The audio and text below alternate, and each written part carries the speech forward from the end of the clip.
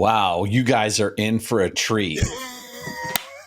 What a nice guy, man. Holy Christ. Yeah, and he was tough too. He has standards. He has like convictions. He's like he's no milquetoast. He's the real deal, this guy. Yeah, and boy, did I not expect some areas that we delved into. Like, had no idea that was in the realm. And I'm not going to say what it was because I want to keep it a surprise, but let's just say. Yeah, if you don't stick around for the full J.V. Hilliard interview, you are really going to miss some important stuff. Like, it's fantastic, the breadth he has. Like, he's a fantasy novel writer. He's about to complete his 4th book in a series. It's amazing to hear him talk about it. And then also there's other aspects of his life where he has such depth and such character and such verve. Look that word up if you don't know what it is. And then it all comes together in a way at the end, in a way that only the Moped Outlaws can deliver to you. And and I want to say, I forgot what I was going to say. I just thought it was brilliant. So pop open a can of adrenochrome soda and get ready for the ride of your life. Sis, hallo? Blijven. Bist du sicher wegen dem? Joh je iets niet, joh. Two outlaws on the lam, taking the back roads through America. You can't drink enough coffee for this show. And now it's time for Monday Madness with the Moped Outlaws, Greg and Mark.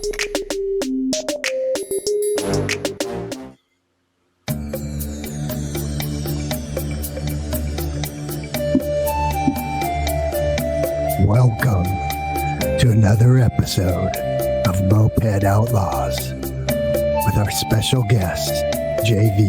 Hilliard, author of Book 1, The Last Keeper.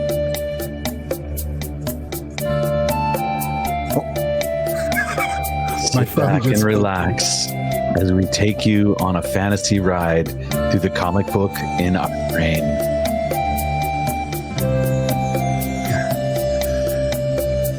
All right.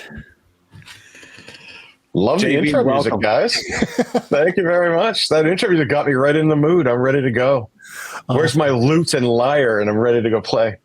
I really feel like I need to step to the sidelines and let you two geeks just geek this episode out, because with all love and respect, JV, you are in the presence of a true Jedi Knight, and he could do far more for this episode than I could even dream about. Well, don't sell yourself short, Greg, because fantasy is this gateway that everyone can access. The beautiful thing about it is that you can become a creator from your own imagination, or you can journey to the worlds of challenge and wonder where people are brought to the brink of their own abilities and then find that amazing, amazing golden land beyond their wildest dreams.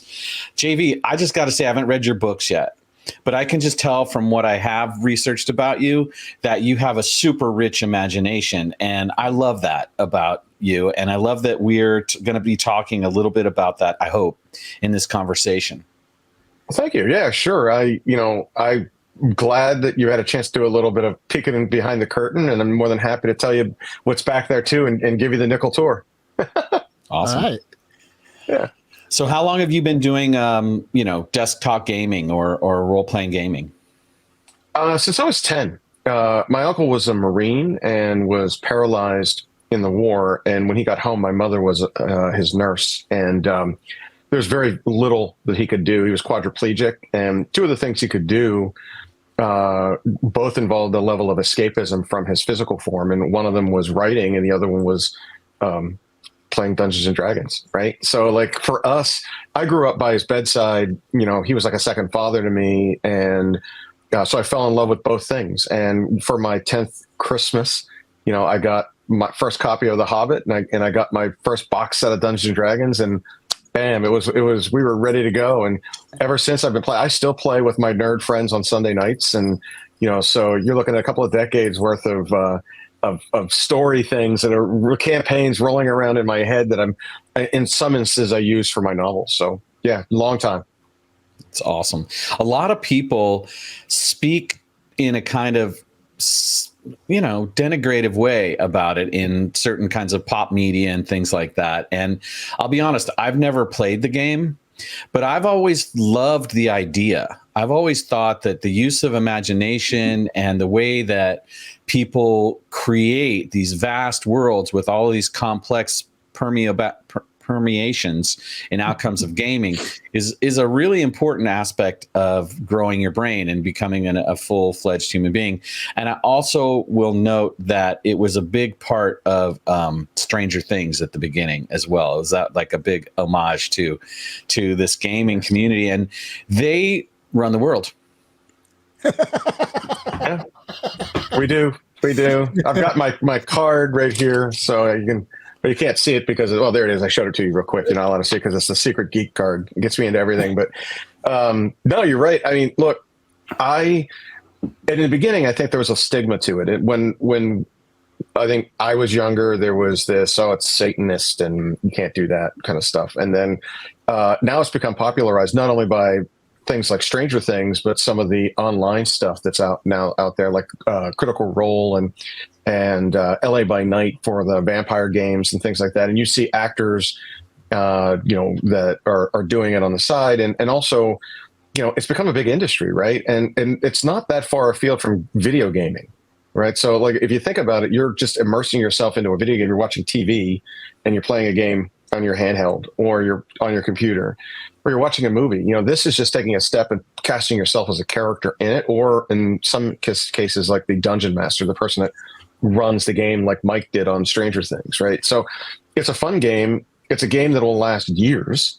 And it's also, I hate to say it, but like our wives all get upset at us because when we get together for like Christmas or barbecues, we're talking about things that have never really happened that we've all shared in like this group delusion, about battles and characters and people screwing up. And they're like, what are you guys talking about? Right? Like this didn't happen. Can we talk about something else with the kids? And you just have to laugh about it because it's in your head. It happened, and, you form bonds, and it's just kind of weird. There's even some PTSD stuff we tease each other about in a very kind way, where people make mistakes, and you always make a joke about that same thing over and over. It becomes like a tripwire. Every time you see something that's even close to it, you've got to bust their chops on it and things like that too. So it's a lot of fun. I don't care about the stigma. I've never had a problem with people think about me, but ultimately I get it. But I think it's been really popularized. And there's been a resurgence of it over COVID. There was a lot of, everybody was shut down. But in today's day and age, where you don't have to physically sit around a gaming table, you can do something like this, or you can Skype or Zoom or anything and just play remotely. Like my friends are scattered all over the country. Only a handful of them in the city that I'm in, and the others are around. And on Sundays, 6 to 10, except during certain football games, we do play regularly, and it's a way for us to share in a game experience. And it's no different than poker or a video game. It's just a different game you're playing. You just happen to be a little bit more creative in doing it. Let me ask you a question. If you could put skins on your football teams that you watch that looked like medieval knights that were battling each other, would you do it? Of course I would. Oh my God, it would be so much better, right? Right. It wouldn't be that hard to just like dial it up on a computer and be like, all right, I want like Vikings in Viking suits, and I want Cardinals like dressed like dragons. Yeah. Or just, like religious people, right? Like Cardinals. Yeah. Well, yeah. Inquisition. Yeah. The Monty Python. I did not expect the Spanish Inquisition. But like that kind of.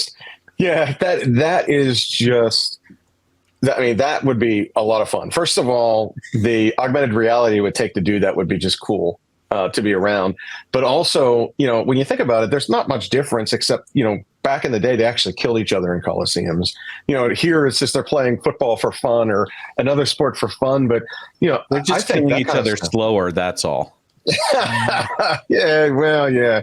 I shouldn't laugh about that. There is some stuff to that, but in truth, it would just be a lot of fun to see them do that. That's why I think people like going to Renaissance fairs, or they go to some of the the Vegas shows where you're getting served by people, and that costume play, cosplay, that's out there. Many people do. Oh, do you do like social media at all? Do you do TikTok? I do. Have you seen that new thing that came out a couple months ago where people are like these memes and oh my God, it just drives me crazy. Have you seen that? Yeah, I have. So, I've got to be honest. I am not a social media guru. I use social media as a tool to promote my stuff. Awesome. My wife, on the other hand, is like addicted to it, like from like Facebook, TikTok, whatever, you name it, she's on it, she sees it. I get like puppy things and this funny thing that happens, and meanwhile, it's like I'm not, and all of her friends will be, it's like I can't get a hold of Joe, and it's like, well, that's because I'm not on.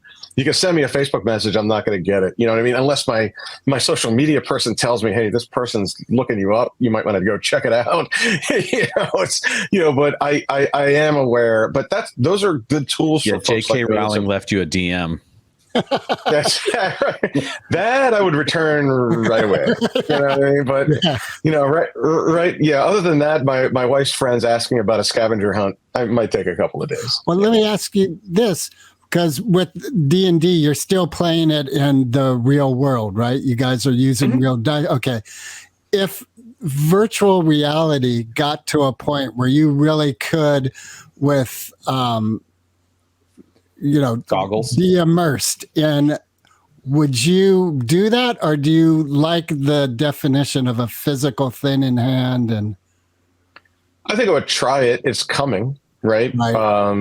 So just as an aside, my books, the series, the Warminster Saga, is being there's a company that's creating an augmented reality and a virtual reality game out of it. The AR game comes out at the end of 2024, and the VR game comes out in 2025. So It's there. Now, is it going to be perfect? No. Is it going to, the day that it's the Matrix? Yes. Plug me in. I'm good. But, for now, I do enjoy sitting around with friends, looking them in the face, and, that eye-to-eye contact when the dungeon master is explaining what's going on and everybody around the table is on the same page, even though it's not happening, it's happening in everybody's mind. There's something to be said about that. That doesn't happen all the time. And you can get that at movies. You can get that at plays. You can get that when you're reading the books. I mean, the books are just in your head altogether, right? So it's just one step beyond that. So for me, a VR version would be fantastic just to check it out, just to see what it's like. But I'm going to guess that many of my characters would far exceed my physical attributes and would limit my ability to be good at a VR game. Well, and I remember about 30 years ago, there was a friend who was really into nanotechnology, and he was talking about how with nanotechnology, you could have these things on your body that could totally emulate the physical touch and all that. It seems like if VR and nanotechnology join, there might be potential, like where if you get hit, you will feel it. Hopefully not, damaging, but it could be. And even facial expressions, like there could potentially be kind of like Golem in The Hobbit, Yeah. Yeah, no, you're right. There's haptics that they're using now, and to wear an entire suit that has that haptics in it, right, will allow you to feel things, so you'll know where you've been touched. And in a video game, it's one thing; it's just playing around or whatever. But there's plenty of other uses for that in medical, in industrial. You can see where there's, those kind of things are going to, the VR aspects of it are kind of limitless at this point. But those aspects for gaming are going to make it fantastic. You know what I mean? Just sitting there, your goggles on, totally immersed. You feel someone tap you on the shoulder and there's no one there. And you're at home, but that look around. I don't know if you guys have ever done VR before, but the games where they force you to like walk out on a bridge between buildings and you're looking down, or the funny TikTok videos that you see with someone punching the screen. Yeah. I mean, you forget, your mind doesn't know. It doesn't, that millisecond, that nanosecond just isn't there, and you react to something, and and that's what makes it a lot of fun. And then you believe that you've done it, which is even better. And so another question that just popped into mind, obviously AI in the creative realm is really being debated strongly now with the actors and writers. As a creator yourself, what are your thoughts about AI being present now? Well, AI is a blessing and a curse, right? There's always the good intentions and why it was created, and then the bad things that automatically come from it. You can count on them. In my realm, AI writing is tough to beat, right? Because you can give enough detail to have an AI writer write a story for you. And now there are AI detectors out there that can detect if a story's been written through AI. And I think that the problem is really, it comes down to, do you want a creative that created something out of his or her own essence, that art form that you look for, or do you trust an artificially intelligent bot to go out and scrape together bits and pieces of stories from someone else's creativity, like real life people, and put them together in a story, in a picture, in whatever. And some of it's fun. You're just playing around with it, and it's really cool to see. But there are novels out there that have been written in AI so that you can get them out quickly. And I think that where the market meets the road is, the millennials on back do not have long attention spans, and they're used to things being available to them on demand. You think about what, they're used to Netflix, and you go there, you can binge watch a show and all that kind of thing. And in publishing, there is a new technique to keep them on board, because if you takes what used to be a year to get a book out, now there's an expectation that it's a month, if not two. And then if after that, you lose me as your audience. And so this rapid release stuff, the only way you can keep pace, like I write epic fantasy. My books are 500 plus pages long. I have 140,000 words in them. It takes me 3 months to write a book, and then it takes my editors 3 months to go through it. So for me to rapid release my novels is impossible, but an AI writer could, and then all I have to do is go in there and edit it, right? And then make it so, I wrote this, but meanwhile it was some Chat GPT thing that did it for me. And is that really art, when I know that the majority of it came from someone else's work, and those words and those thoughts were just scraped together and put because some AI device thought this was what I was looking for? And in some cases it gives you a jump start. Other cases it's really bad because it's direct plagiarism. All right, hang on to your hat, JV. You can build a machine and train it only to your world. You it's sound your AI bot. machine. You train on your original IP. And then you can let people know, like, hey, I built my own AI and I trained it on the stuff I wrote. It's my robot that's writing this. How does that sound right. to you? Not good. It's the same thing, right? So like what I'll describe is I had a conversation with a very famous, well-heeled, widely published author who wanted to do that just to say he could do it, because literally, in our discussion, we talked about the bads of it and how it affected, but he's like, well, you know what? I can do this. I can say I wanted to write in this, my author, my name, our way to do it. But again, it's just going back and stealing stuff that I've already done, right? It's not new stuff. Like my new stories, it can't write because it doesn't know them. They're here. It doesn't actually have imagination. Right. So it's just pulling from it. So in my limited portfolio of 4 novels, it could only pull from there. Now, if I had 120, if I'm Stephen King, sure, you could pull that together, I guess, and it would work. But ultimately, he just used natural AI. He just hired ghostwriters, didn't he?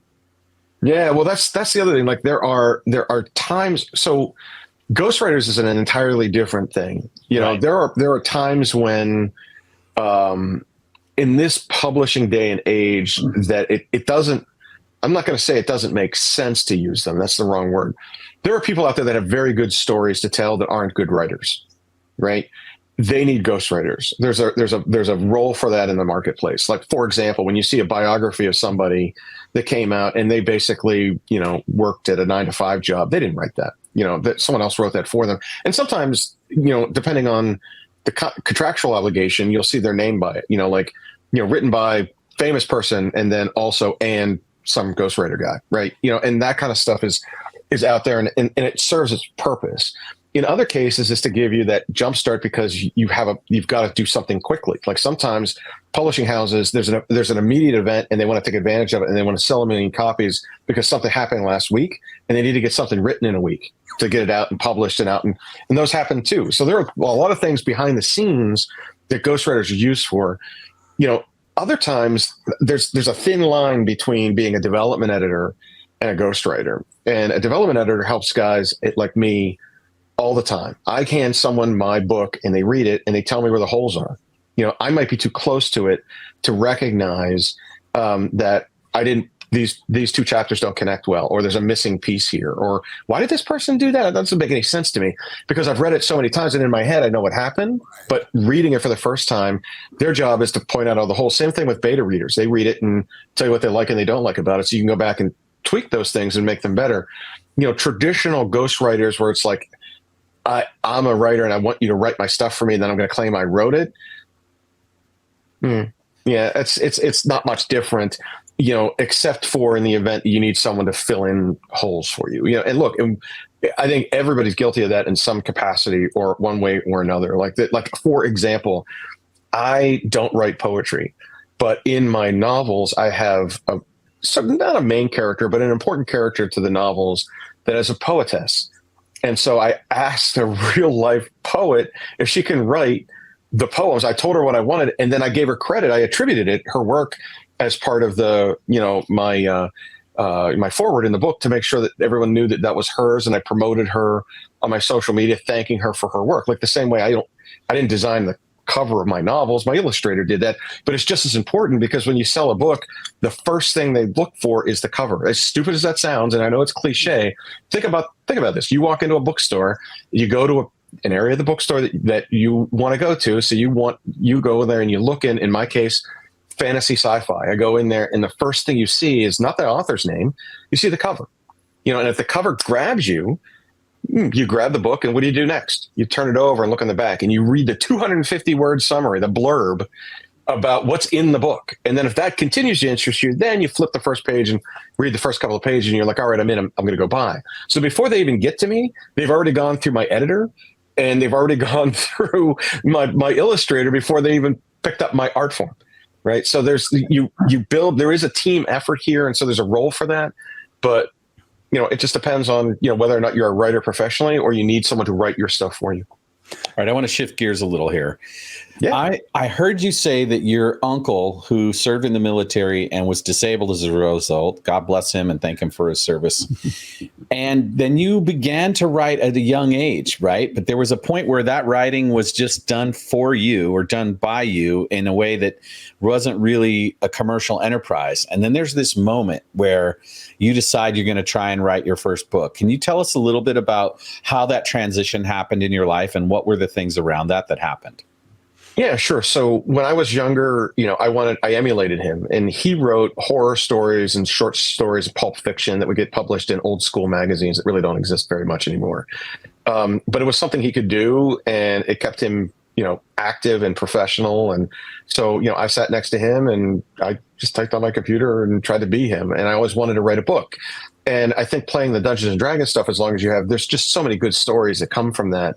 Some funny, some action oriented, some, lifelong lessons you can learn from role playing as something. And, you take those things, and over the years, I've just kept notes knowing that one day I would write a book. And you're right. When I got out of college, get your first job, you get married, you do things, you're trying to get your footing in the professional realm, and writing takes a back seat to that, in part because you don't make any money at it, right? Like 99% of authors don't make enough money to subsist on their writing. So they have day jobs. And for me, I went and, if this sounds stupid, but if just from, what you know from me, you'll probably laugh at this, but I'm a defense lobbyist. I do defense and technology lobbying in DC as my day job, right? So my first year, 6 years out of college, I worked for a senator who was on the Armed Services Committee, and then I did military and veteran affairs. So for me, I worked in that realm, and it's hard to break away because at one point you're doing it to build a career, and then all of a sudden you have a career, and then I've made several businesses out of that career. and they all make more money in 1 year than I'll ever make in my lifetime selling books, unless I get lucky. If you're that 0.5% that is J.K. Rowling or Stephen King or something like that, but that going into it, that's a lottery ticket, right? And for me, so I put it off, and then COVID happened. And if you guys can't tell, I'm a pretty energetic guy. And my wife looked at me and she was like, "Oh my God, I am not sitting in this house with you. You're going to drive me insane. Do something, figure out something, because you're going to kill me." So I said, you know what? I'm going to go into my den and I'm going to write that book. I'm going to kick it off my bucket list. And I did. And I put it together, and it was a mess, but there was the meat. The bones were good, and I shared it with a professor friend of mine who said, this is publishable, but you need to work on these couple of things. And she referred me to a development editor, who then referred me to his publisher, and the rest is history. And so, the Warminster Saga was born. The Last Keeper came out, December of 2021, right as I started to get my sea legs and understood how to write in this genre and what it was to be an author. And then as COVID has kind of gone away and things are going back to normal, I've gotten traction here. So, on book 4 gets released at the end of the year, and, I've got a video game, I've got a comic book / graphic novel that'll come out in 2025. And so there's commercial application to it that will beget additional opportunities for me to make money. But, the big payday still is far down the road. I mean, it just doesn't work the way, you get lucky and maybe someone offers you a movie deal, right? But you've got to have 500,000 followers these days, and you've got to have sold 1 million copies or they're not going to touch you because there's risk involved in that. So for me, I made that transition because the silver lining of COVID was I had time to do it, which I would have never been able to do any other way. And now I'd love to finish the back 9 of my career just doing this if I can make that work. This is just so you enjoy the process of being at the typewriter and creating the worlds. Like you actually thrive in that, like 8 hours or whatever. Talk a little bit about what writing is for you as a discipline, or as how it unfolds on a day-by-day basis. What's your process like? Yeah, every day is different, right? And there's a couple of types of writers. There are planners and plotters like me who really stall out, if to use a moped term, they stall out if I don't have the gas. And the gas for me is the plot line. Like, I need to see where I'm writing to. Like, there's a destination, I'm writing there, and I can write to it. Others are pantsers. They fly by the seat of their pants, and they can write, just you give them 3 words and all of a sudden their story, and then they don't know where they're going. They get like 10 chapters in and they're like, I don't know what's going to happen. I always know what's going to happen, right? Like, or else I can't write. It's like if they say, well, what are you writing on? I don't know. I don't know where I'm going. So I always know where my stories are. And for me, the process starts with writing the end first. Then I go back to write the beginning, and then I fill in the middle. And I know that might be a little bit of reverse engineering, but that works for me. So I know where I'm writing to. I know what the characters are going to end up with. And I do a lot of that planning inside my den. It's not necessarily all on the computer. It's some there. But, if you saw my den, it's just a whiteboard it looks like a Sweet 16 bracket with all of these plot intersections and characters and where they're going into the final end of the plot. And then those individual galaxies connect to others to create a universe, which will be the series, right? And that's how I write. And I know that's super regimented, and some people would look at me like you're crazy. That one. No judgment here. We just want to know how the miracle occurs, JV. Yeah. So that's how it happens. But writing 8 hours a day, I don't do. Like, I'll write a half an hour, and then I go on and do real life stuff, and then I write for 3 hours. Or there are times where it's just flying, right? And you just don't want to walk away from it. And that's when you try not to. You try to be disciplined and stay at that keyboard, man. You know what I mean? Even when I'm driving and I travel between stuff, using your phone to dictate, that dictation thing, and that way you're not forgetting what you're going to do, and you could take notes that way. I think that all that stuff helps these days. Have you had an experience where a character surprises you, where you're like, you start going, oh, wait, this person is now doing this. Didn't see that happening. I know authors that do. I'm not one of them. Okay. And I think that just goes back to my planner roots. Like, right. I already know what they're going to do before they do it. Now, I will say that there have been times where my beta readers and my editors have given me better direction. And they said, well, wouldn't it be more like this character if they did X?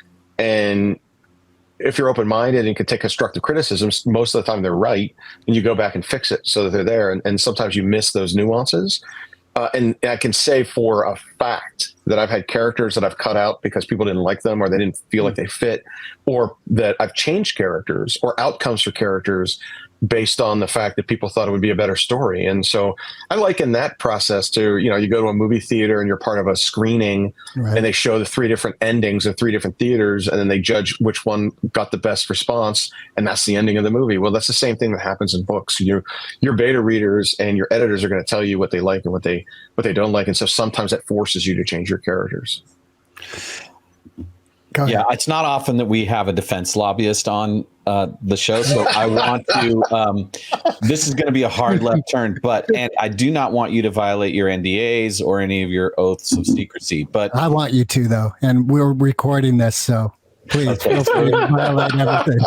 I've recently been sent some interesting things by people who support the former president, and one of the things that is common amongst people of that framework is this idea that there's this thing called the continuity of government, which was implemented during that presidency, which is a actual thing, right? In the Defense Department. Like, if anything were to happen to Congress, there's a plan for how we're going to get everybody to the bunker and then reset up Congress in the bunker. This is called the continuity of government piece. And so many people that I've spoken to claim that we happen to be under continuity of government conditions right now. Can you verify or deny that that's the case?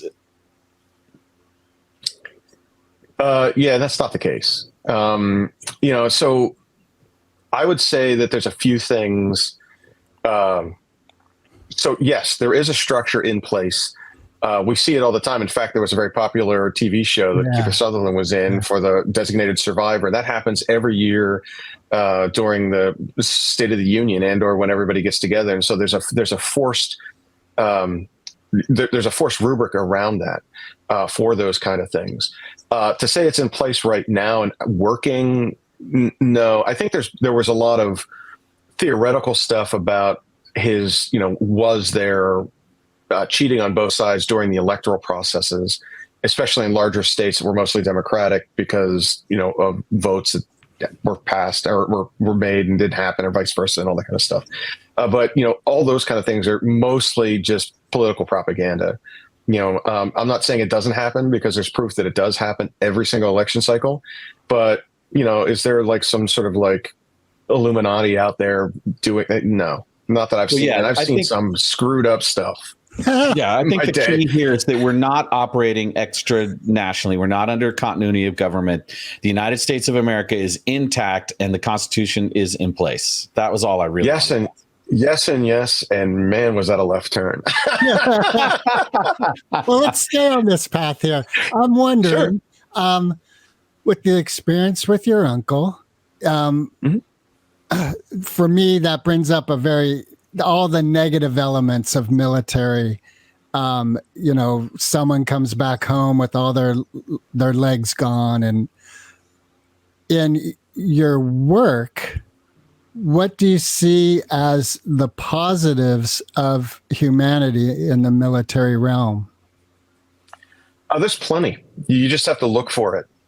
For example, we're sitting here talking right now over something called the internet, which would not have existed if it wasn't for military funding when DARPA created the first rung of this, not Al Gore DARPA, which is now I got to my notes. Yeah. So, just as a sidebar, but, ultimately there's plenty of things like satellite technology that's allowing us to do this, or Wi-Fi that comes from military investment, and or many advances in healthcare. As part of the DoD's continuum of care, they have to take care of somebody who is an enlistee to the day that they die, and their families as part of the VA. And so you have research in things like cancer and diabetes and stuff that comes from that no one really knows until it's out there. And the government's doing it for two things: provide for the common defense and promote the general welfare.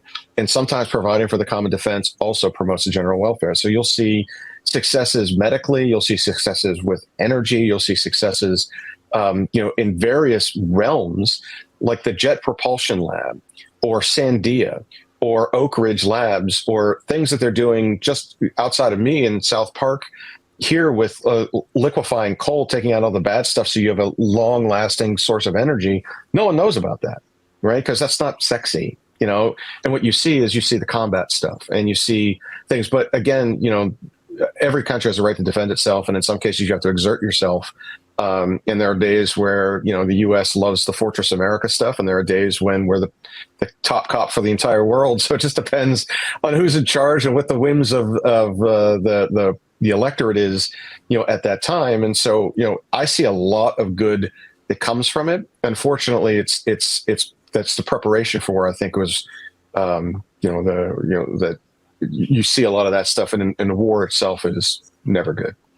Do you see a real change in the political mindset of the people you interact with, depending on who is our commander in chief? Yeah, I would say it's unhealthy.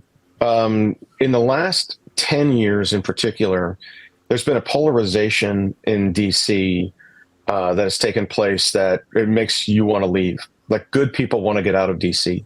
And what I mean by that is both sides are so crazy right or crazy left that there's no one in the middle anymore. The insane are running the asylum, and I say that have worked in it in the last 20 years, right? I've seen it all, and when I got down there, it was different. You could argue with someone on the floor of the Senate, like my boss had done, or Congress, or in a public debate, and it was healthy discourse, and it was my ideas versus yours.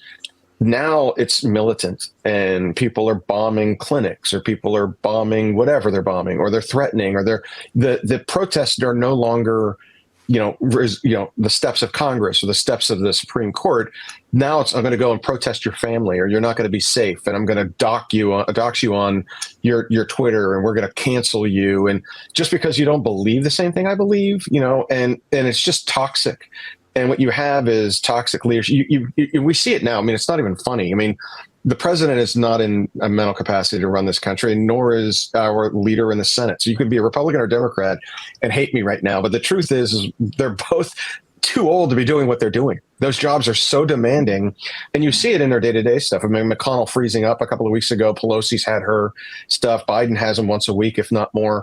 And when you look around the edges of who will take over, using your continuum of government example, it's scary because they're all extremists. And I say that, being part of the system, unlike my stuff, I don't have to be, I'm not pro-Democrat or pro-Republican. I'm pro-good technology that the government is going to use. And so the companies I represent take that technology, and it provides for the common defense, or it promotes the general welfare. So for me, I'm not on either side of the aisle. So I'm neutral in the middle. And you look at it and what it once was. There are no Bill Clintons. There are no Bob Doles. There are not even the Newt Gingriches of the world that you can go to and would understand it was just a parliamentarian thing that they were doing. Now there's activism, and there's a seediness to it, and there's just a lot of consternation around that. And I fear that it chases good people out of government, and it just leaves the crazies there to handle it. And it's just sad. This is a brilliant analysis, JV. And we've got to find a way to bring the young, inspired people back into the fold. And what's happening, what you described, is the civil has been taken out of civilization. This idea that we can find a way to be in the same room with people with opposing ideas and find the commons, find the common ground, find what unites us, right? The first word in the name of our country is the United States, yeah. Right? And so I share your views, and my heart aches when I hear you speak about this, and I am determined not to let it be the story, right? There's got to be a way for us to reignite the kinds of grace and decorum and principles that have us be able to agree to disagree in a way that's generative and that creates, more unity and more possibilities for each other. And I think so much of that is a result of the economics of the election cycle and the idea that Citizens United is the law of the land. Are you familiar with that decision? Mm-hmm. Would you agree that one of the ways we can start to solve this issue is to eliminate unlimited money in election cycles? That's a hard question to answer, because the truth of it is it's your First Amendment right. right? And it's the First Amendment because it's the most important. So your right to choose your religion, your right to free speech, your right to assembly, and giving money is your right of free speech. Some people have money, other people have population, right? So you can speak in a combined voice like Dr. King did, or you can speak through, voices by giving money and activating things. The problem is that a lot of that at the federal level, there's window dressing around it. It makes it look like you can give we're limiting the amount that you can contribute as an individual. Okay. So I can only give 2,600 and 5,200 total in one given cycle. And it works that way. But then when it gets to soft money, I can give it as unlimited amount. Here in Pennsylvania where I am, I could have given the governor $1 million if I wanted to. Nothing to stop that. And so, it does play a role, and outside money also plays a role. Like people, the George Soroses of the world that dump a lot of money to try to change fundamentally what America is because he disagrees with it. Or, the opposite way around when you have countries that are investing money. I mean, the reason that a lot of these, like, here's a perfect example of one, and I hate to say it because I'm not trying to pick one side or the other, but right now we have a fairly open border, and the problem that we have in the country is with drugs, and those drugs, some of them are based on fentanyl, and those drugs are coming through the Mexican border, but there isn't a single fentanyl factory in Mexico. It's all in China. So China is selling fentanyl and creating it and sending it to Mexico. And then they're putting it on the backs of mules that come in the country when they're sneaking people in because we don't have a border, right? That's a problem, right? And that's money being spent by a country that is opposed to us so that they can do things that wreck us internally, makes our healthcare system overbearing, does stuff to us socially when there's more addiction, and it makes us spend money in a place where it's not combating them, right? And that's one example. Now I can give you 20 like that. That's an easy one.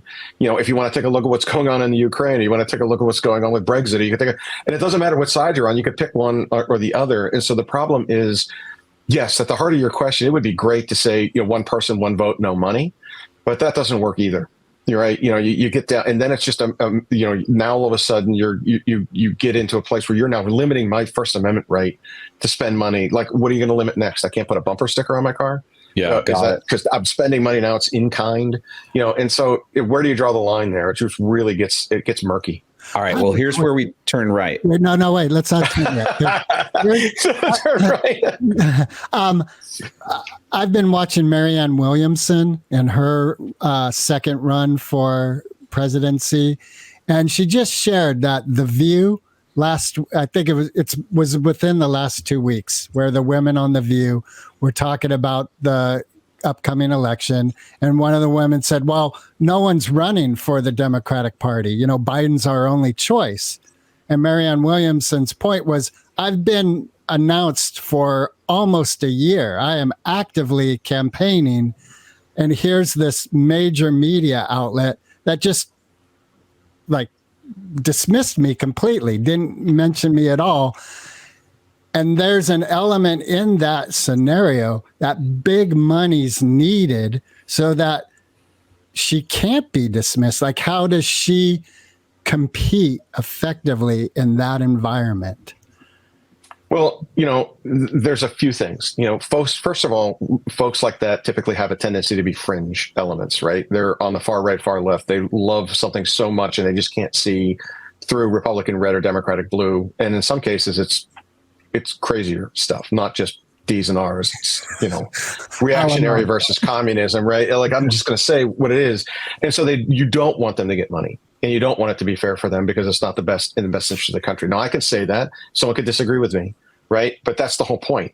Like, we can do that, but in order to tax me and then give money to someone so they have a voice. And I'll tell you, you don't have to go that far to look. Just look at any of your social feeds today, and you'll see that idiots are online, and they have millions of people following them. And they say something stupid and millions of people will like it or follow it or retweet it or whatever it is. Yeah. And you're like, this person shouldn't have a voice.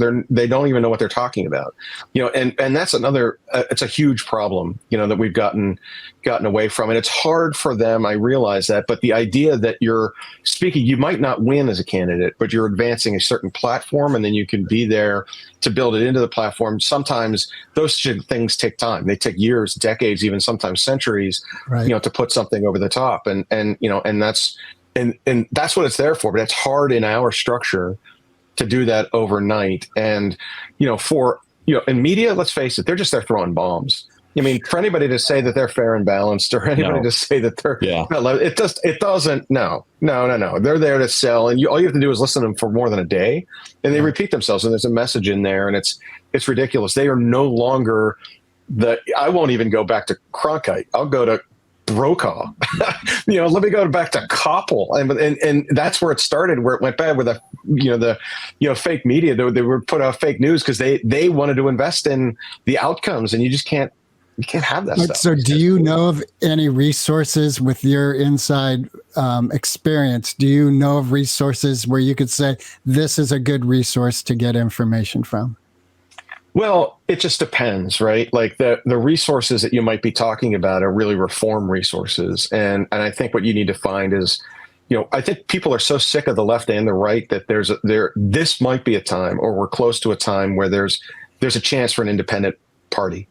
Where people are like, look, we just want to get back to the middle. This is just ridiculous. And, whether it's the media or the ability for anybody to say whatever they want, regardless of how uneducated it is on social media, and stir the pot and all that kind of stuff. Those days, there's, if you're looking for restrictions, there's a great place where you need to, I don't know how you handle that. I'm not that expert, but I think that what you might find, and I know this is a cop-out answer to your question, but what you might find that there's a need for that third party to step in, and it'll be ugly and it'll be messy and it's not going to be perfect. But I think that's where you'll find what would have been, when I was growing up, a traditional liberal and a traditional conservative coming together and saying, all right, well, we're not either going to win, but that's okay. Let's work on a compromise in the middle, as opposed to what we have today, which is all or nothing. It's like it's entirely off or it's entirely on, and that's never good. Yeah, and it seems like it's not even all or nothing. It's like they'll cut off their nose to spite their face because they'll fall on their sword because they don't care. I mean, and you see it all the time. I can go and give you 10 different examples of it where it's like, I know I'm going to be unelected, but when I do this, I'll get unelected and it'll be okay because it's going to take you 20 years to fix it. And by then you're not going to be mad about it anymore. Yeah. All right. So here we go. I'm turning the boat to the right again, back towards the fantasy world. J.V. Hilliard, you are an architect of fantasy. So how would someone hands you this story of the United States, where it is right now, you've got to finish the book and make it happen and turn out well. How does it finish? What would you do with this story that we're all in right now as just a fantasy writer? You're not bound by pragmatics here. You're bound by just your imagination and the possibilities. All right. So this is going to come out of nowhere. So forgive me before I say this, and I ask all of my followers and readers to forgive me for saying it because I don't know where it's going to go. This is why Joe's a planner and not a pantser. But I'll do my best here. And what I would say is I would invert the movie The Omen, right? So instead of it being the Antichrist that rises and Damien Thorne is going to destroy the world, somewhere, somehow, there's a white knight. And he or she rides, it doesn't have to be born, and I'm not even talking about a religious aspect of it. The country needs a white knight. They need someone that will emerge from this and lead us. And so I would write a book. I would create a realm where there is an American white knight, and it doesn't have to be Captain America with a suit on and carrying the shield and all other kind of stuff. It just has to be someone that people will follow, and they're like, oh, I get that message. And we've come close. There are points where you can point to the founding mothers and fathers that have done that, where people have come out and followed them, and they've really made a lot of change. I think that's what we're missing right now. And I think my book would start down that path, but then I would give it a little Monty Python. Right, we got to have a side character, someone there who, has the holy hand grenade, or somebody that is the comic relief that we love to fall in love with. You want to give it a common enemy, right? So why don't we choose North Korea? Because they're the common enemy of everybody. So like North Korea is the common enemy, and the White Knight rides out to save it, and someone has a holy hand grenade, and that's how it ends. And that's where I would say, on a spur of the moment, you're asking me, Monty Python's my go-to. Got it. All right. So, yeah, thank you for that, because in it is this inherent belief that it is possible.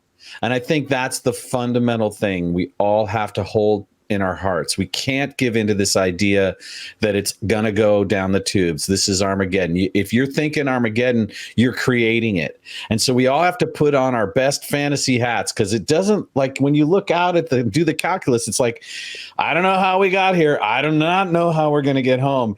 The idea that we're going to is a complete fantasy. But you know what? Stranger things have happened. We've created amazing things together. And I like the way going back to Stranger Things too. Well done. Welcome to Well Moped played. Outlaws. We don't go fast. Well played. But we I go heard to you. great places together. So, but that's the point, I think. And I love that you have found a way in your life to bring this powerful human aspect of yourself, which is the imagination, out, even though it isn't necessarily your forerunner of what you want economically or any of those things. Of course, you'd love to do it. But I think as we look at this political climate and we look at the challenges we face as a nation, and with your insider viewpoint, the fundamental piece is we all have to start believing we can find a way, that we're not doomed. And from that, we can all emerge in our white knightness to some degree, at a greater or lesser level. And together we can find a way. And it may be that I'm that guy, but I'm not ready to claim that. But it seems like I have ideas, just so you know. If you need a little help. I got one. Yeah. I've got a crazy one. Okay. Because I think this is a test for anybody. And I would challenge anybody to do it. And then the next day I want them to be honest with me. That's the only thing I would ask. Okay. I already know who that white knight is. It's a light switch. And what I mean by that is, if everybody would just turn off their TVs, their radios, and their social media for one day, it would find out it ain't all that bad, right? It isn't. Right. But when you're inundated by propaganda every day telling you that you're inherently racist, or that I'm treating someone in a way that they shouldn't be treated, and I'm a bad person for it, or I've got a certain privilege or someone else does. Yeah, that kind of stuff. I'm telling you right now, your life goes on. And you forget about those things, and it simmers down real quick. And so I think the hero is really pulling the plug out of the wall just for a day and getting people level set. It's not that hard. If you don't listen to all that stuff out there, it's all white noise. And people fall victim of it because they're just hearing it over and over, and they don't even know they're hearing it some of the times, because it's all this stuff. And at the end of the day, it's like, I'm going to go about my life doing what I'm going to do, and you're going to go about yours. And usually in a community, you help people, right? As part of that. But, now you're walking around on eggshells, not wanting to offend somebody, or not being part of a group, or being part of a group that, and it's just so dumb, and at the end of the day, it's not that bad. We're just being told it's bad, right? So just turn down the volume. So that holy grenade you talked about is just a giant EMP. See what I mean? You asked for it. You got it. Love it. Love it. Wow. I'm so grateful that you were willing to go there, because I'm sure you do a lot of podcasts that are centered on your authorship and the marketing of books and where the titles are going. And obviously we're on a different ride here at Moped Outlaws. So you warned me. You said, hey, this thing can go off the cliff. And hey, ride or die, brother. I don't have a moped, but if I did, I'd ride or die with you guys. Thank you. It's very kind. We have a question we ask. Wait. Before we go there, Greg, what? I would love to hear you two geek out on Star Wars, because I would learn so much. That's a different show, right? That's an entire hour on its own. That's like, We've got like a 7-minute geek out on Star Wars. Yeah. Yeah. Like, So, just ask JV, did you watch the latest episode of Ahsoka?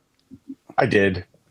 And how did you feel about the world and the worlds in between, and her, returning back to the Clone Wars? How did you like it? It's a ripoff. Right. I mean, Disney, in my opinion, Disney has single-handedly destroyed the Star Wars world. I mean, 4, 5, and 6. Let's go back to the movies for a second. I'll come back to Ahsoka in a minute. Great. 1, 2, 3, mediocre. 7, 8, 9. Like, you can't do better than that. You're Disney, and that's what you can do. You basically give me 4 again. And then something in the middle, and I'm not even sure what it was. And then at the end, everyone in the world wanted her to be a Skywalker, and you make her Palpatine. I mean, Yeah, it's ridiculous what they've done. And then you take a look at what they've splintered off. I was so excited to see Boba Fett.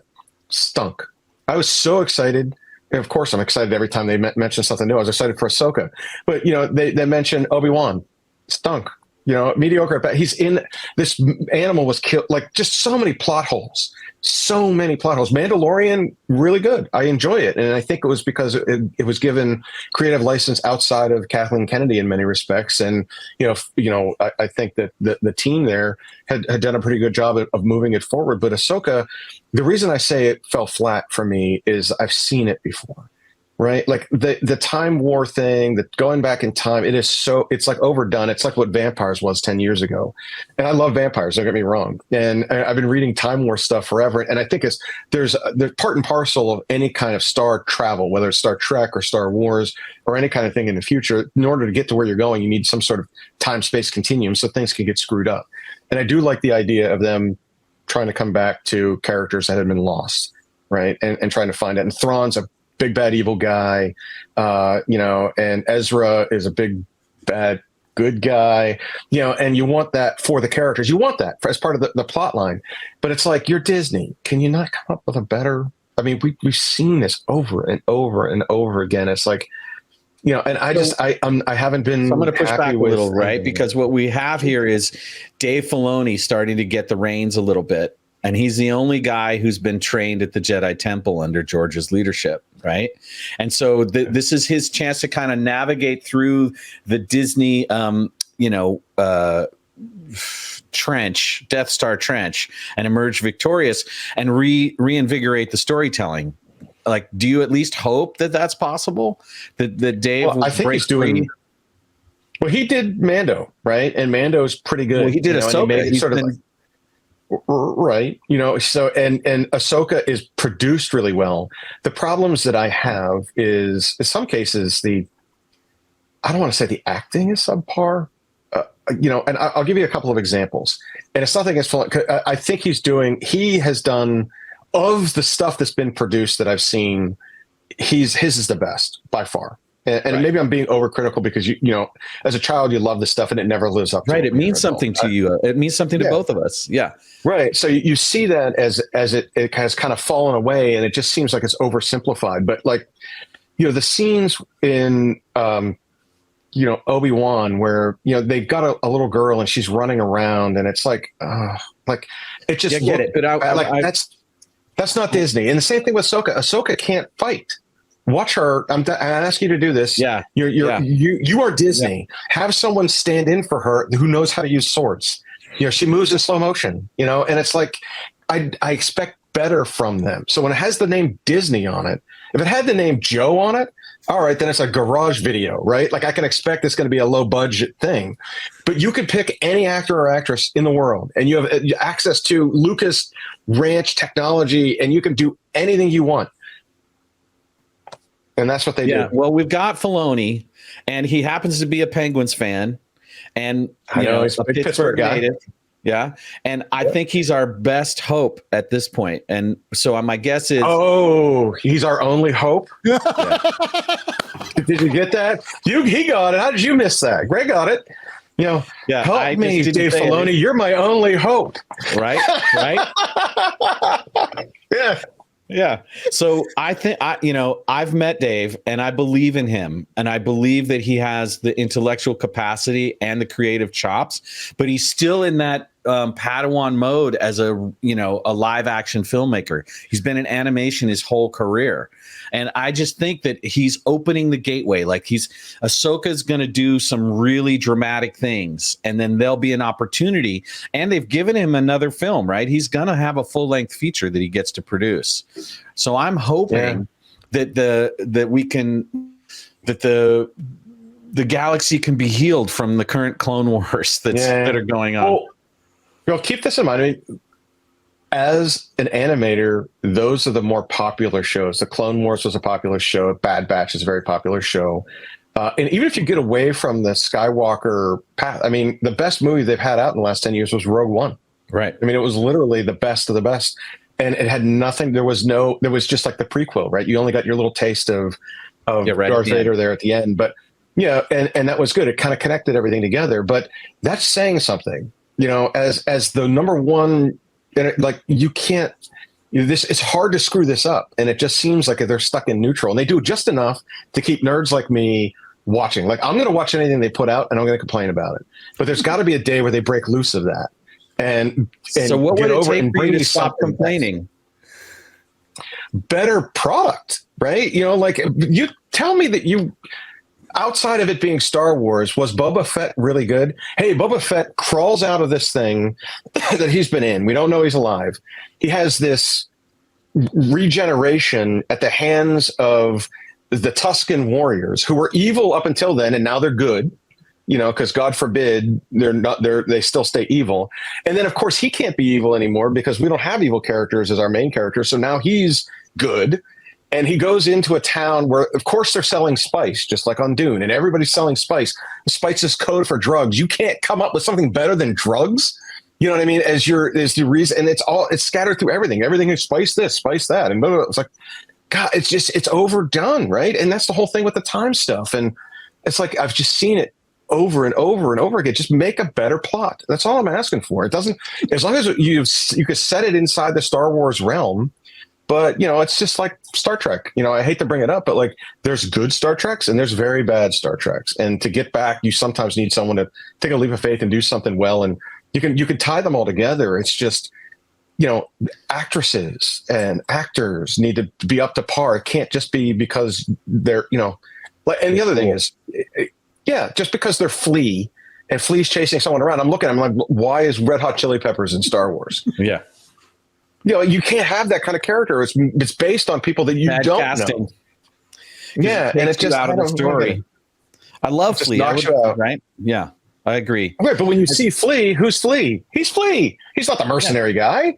He's Flea. Like, why is Flea chasing it? Like, I don't even get it. Yeah, get someone that's an unknown, and they don't carry that with them. That baggage. It's not like there aren't enough unknowns.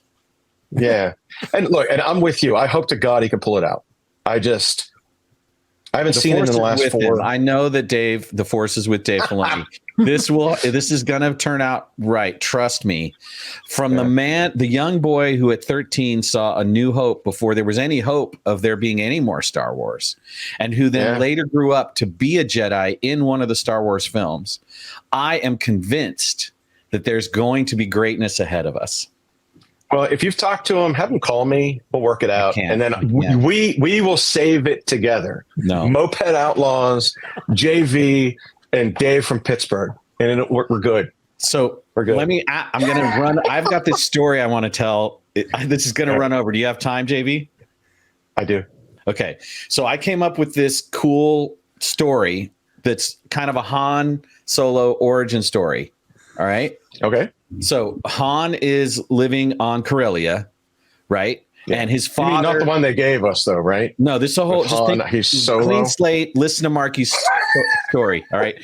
Han is on Corellia as a young boy, and the Empire is like kind of crushing in, and things are going bad, and the father is trying to protect his twin sons, one of whom whose wife has been injured and possibly killed, and he's trying to get the boys protected. So he's going through this horrendous like cacophony of destruction around him with his 2 boys, and he gets one into. They're all supposed to get into a probe that's going to be launched, to get them out of there, but only one makes it. He gets in the probe and he shoots off into the sky, and now it's Han and his dad, and there's this horrific thing where they get separated, and Han is left to fend for himself in the streets of Corellia, in the dirty streets of Corellia. Meanwhile, cut to the end, and we see the probe, and it's flying into the Earth's atmosphere, and it crashes at the base of this pyramid, and Sean Connery sees it crash there, and he goes and he finds young twin son of Harrison Ford, of Han Solo, and he raises him to be Indiana Jones. That's my origin story for Indiana Jones. What do you think, JV? Yes or no? A thumbs up or thumbs down? Don't hold back, man. I can take it. You got me to Sean Connery. I thought there was going to be some kind of activity. I didn't know the Indy stuff. Indy's another one. Guess what they just used in their last movie? time travel. I mean, for the love of God, what did Star Trek use to get Spock back? Time travel. I'm like, oh my God, dude, have a genie with a wish bottle or something. Make it crazy. But like, I'm sorry, your indie origin stories. You know what I think would be super cool in book 5 of the War Minister series? Time travel. What do you think? No time travel. No time travel. Hey, I just want to thank you both. That was exactly what I was hoping for. I am so thrilled, man. Yeah. Oh my God. Yeah. Look, believe me, I argue about time travel. I read it all the time. If there's a time book, I'm going to read it. I know it, but like, I just expect more from Disney. It's kind of a weak plot device, right? Have the characters engage in pathos, get somebody killed, maybe someone turns from old bad behaviors into some kind of greater moral character, and that's enough. We don't, right? I think letting people die in the dilemmas or in the danger they're in, that's better storytelling than necessarily inventing a device that suddenly rescues the hero. I think people would much rather see something like that occur than see something real occur than just a time travel rescue. Did either of you guys see Tales from the Loop on Amazon Prime? That series? No. I'm writing it down. Man. It's all about time travel in that well, show, here's the thing. I'm not going to say anything. All I'll say is it's a very slow experience, but I loved it. And part of what happens, it is a series, and it does weave together. And I believe it handled the idea, the concept of time travel in a very imaginative manner. And just Tales from the Loop, that title kind of. I'll check it out. Amazon Prime, you said, right? Amazon Prime, yeah. And it's rad. It is just, wow. All right, JV, it's time for the most controversial question of the interview. Your Indiana Jones wasn't the most controversial? All right, far away. I'm in. We talked about the destruction of the United States and Indiana Jones arriving on Han Solo's father's ship and rescued by Sean Connery. All right, here we go. Can't be any worse than that, right? All right, here we go. JV, Foo Fighters or Eminem? Oh. I will say this. I have a very eclectic musical palette. So I listen to everything except for country. And the poppy country I can suffer, but the rest of it, no. I will have to be honest. This is a bit of a tie for me. And the reason it's a tie, and I'm going to break it, so don't worry, I'm going to commit. I will likely listen to more Eminem than I do Foo Fighters. I think Foo Fighters have more popular songs than Eminem. But because their name is Foo Fighters, and I don't know if you guys know what a Foo Fighter is. Oh, yeah. Yeah, you do. That's why I'm going to break it, because I'm a sci-fi fantasy guy, and they picked a really cool name for their band. So Foo Fighters. Yeah, we don't talk about aliens much on this show, but I was just about to. Yeah. We don't talk about, what was that? Never mind. The Disney cartoon, we don't talk about, I forgot the I don't know. Neither of you guys have children, huh? All right. No, not me anyway. Children, JV? No, I've got 2 dogs that are sitting here. I'm surprised they've been quiet the entire time. They were really respectful. I thank them. They are. Yeah. Well, hey, they said they thank you guys. Just to share with you, Mark, and my answer to that question is we want them to do something together. We'd love to see a Foo Fighters Eminem single created. Not a bad play. I would be down for that. I would definitely buy it, download it, whatever. Yeah, exactly. And that's not a bad one. Wow. Thank you for everything, JV. Having met you, I'm more curious about your writing now than I was just perusing your website and your content. And I'm really grateful for the way that you brought it, man. You brought it all. You were fearless today. You're my hero. Well, thank you guys for having me. It's been a pleasure. I would be more than happy to do this down the road if you're ever in dire need for a guest. Cool. And then I can come back on and we can talk more indie. We could talk more Star Wars. We could talk more politics, whatever you guys want. And the one thing I will warn you of is if you do get into the books, you will see that there are things that happen in real life that also happen in those books that I've experienced while I was in DC or doing work internationally. And there are some real political situations, some real military history buried in them, and also some pretty cool devices that my version of the Pentagon created that is in the Warminster saga. So I hope you like them. All right. Whoa. Cool. Great. An Easter egg to go discover. Love it. Recording stopped.